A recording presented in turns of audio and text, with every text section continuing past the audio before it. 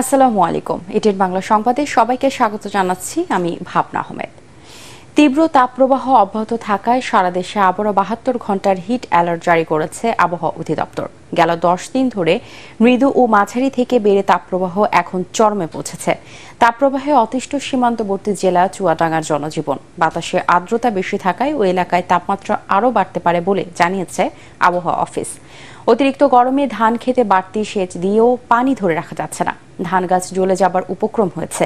এদিকে তীব্র তাপপ্রবাহ থেকে মুক্তি সবুজায়ন বাড়াতে সারা দেশে ৫ লাখ গাছ লাগানোর কর্মসূচি হাতে নিয়েছে দিনাজপুর জেলা ছাত্রলীগ।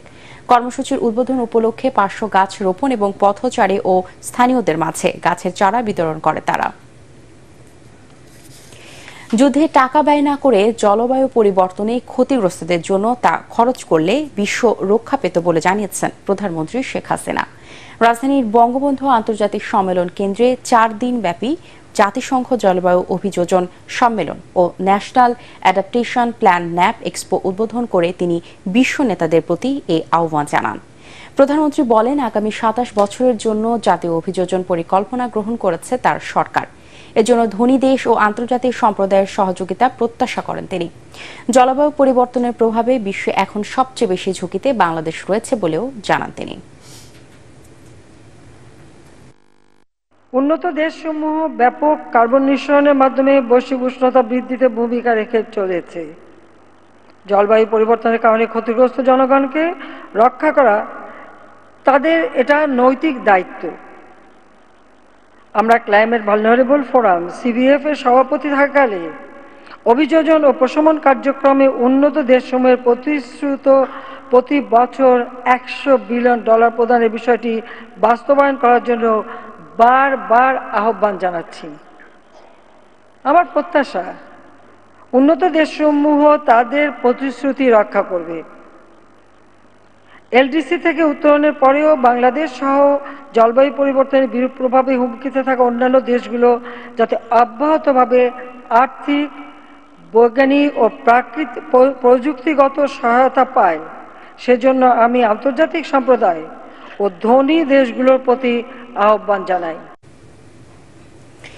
2 দিনের সফরে বিকেলে ঢাকায় আসছেন কাতারের আমির Sheikh Tamim bin Hamad Al Thani. সফরে ব্যবসা বাণিজ্য, বন্দি বিনিময় ও জনশক্তি রপ্তানি সহ 11টি চুক্তি ও সমঝোতার স্মারক সই হবে বলে জানিয়েছেন পররাষ্ট্রমন্ত্রী ডক্টর হাসান মাহমুদ। পাশাপাশি বাংলাদেশকে 1 বছরের জন্য বাকিতে জ্বালানি তেল বিক্রির জন্য আমিরকে প্রস্তাব দেওয়া হবে বলেও জানান মন্ত্রী। ইমদাদুল্লাহ বাবুর রিপোর্ট। প্রায় ১৯ বছর পর 2 দিনের রাষ্ট্রীয় সফরে সোমবার ঢাকায় আসছেন কাতারের আমির Sheikh Tamim bin Hamad Al Thani.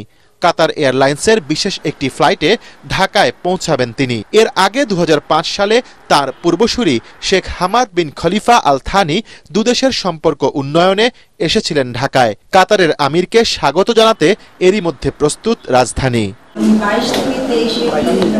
সংবাদ সম্মেলনে পররাষ্ট্রমন্ত্রী ডক্টর হাসান মাহমুদ জানিয়েছেন, ব্যবসার প্রসার ঘটাতে দ্বৈত কর প্রত্যাহার ও সাগর পথ ব্যবহার সহ 6টি চুক্তি হবে এই সফরে।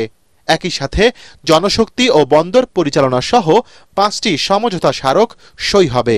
11টি দ্বিপক্ষীয় দলিল স্বাক্ষরের কথা রয়েছে। কর ফাঁকি সংক্রান্ত চুক্তি, আইনগত বিষয়ে সহযোগিতা সংক্রান্ত চুক্তি, সাগর পথে পরিবহন সংক্রান্ত চুক্তি, দণ্ডপ্রাপ্ত ব্যক্তিদের বদলি সংক্রান্ত চুক্তি এবং সমঝোতা স্মারক যেগুলো স্বাক্ষরিত হবে সেগুলো হচ্ছে শ্রমশক্তির বিষয়ে সমঝোতা স্মারক, বন্দর পরিচালনা সংক্রান্ত সমঝোতা স্মারক।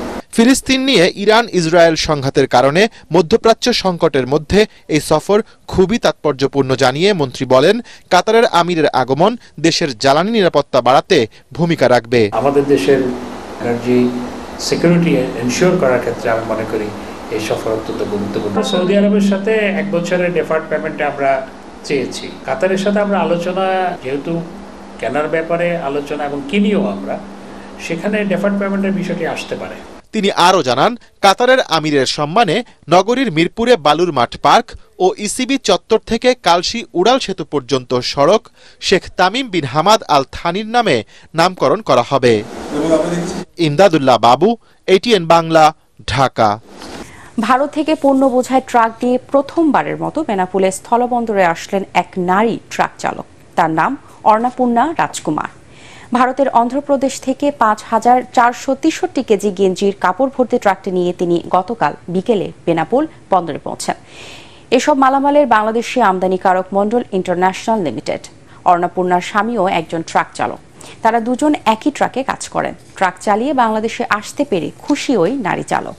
বেনাপোল বন্দরের ভারপ্রাপ্ত পরিচালক রেজাউল করিম জানান, এই প্রথম ভারতীয় কোনো নারী ট্রাক চালক পণ্য নিয়ে বেনাপোল বন্দরে এলেন। বিষয়টি গুরুত্ব সহকারে নিয়ে তার ট্রাক থেকে পণ্য দ্রুত খালাসের নির্দেশনা দেয় বন্দর কর্তৃপক্ষ। খেলার খবর। টাইব্রেকারে কভেন্ট্রি সিটিতে 4-2 গোলে হারিয়ে FA কাপের ফাইনাল নিশ্চিত করেছে ম্যানচেস্টার ইউনাইটেড। ওয়েম্বলিতে 58 মিনিটের মধ্যে 3-0 গোলে এগিয়ে যায় রেড ডেভিলরা। মনে হচ্ছিল ম্যাকটমিনি, মাগুইরা আর ব্রুনো ফার্নান্দেজ দলকে সহজ জয়ী এনে দিচ্ছেন, কিন্তু এরপরই ঘুরে দাঁড়ানোর অবিশ্বাস্য এক গল্প লিখে সমতায় ফেরে কভেন্ট্রি সিটি। 71 আর 79 মিনিটে দু গোল দেওয়ার পর 95 মিনিটে রাইটের গোলে স্কোর লাইন 3-3 করে দলটি। অতিরিক্ত সময়ের 122 মিনিটে গোল দিলেও তা বাতিল হয় অফসাইডে।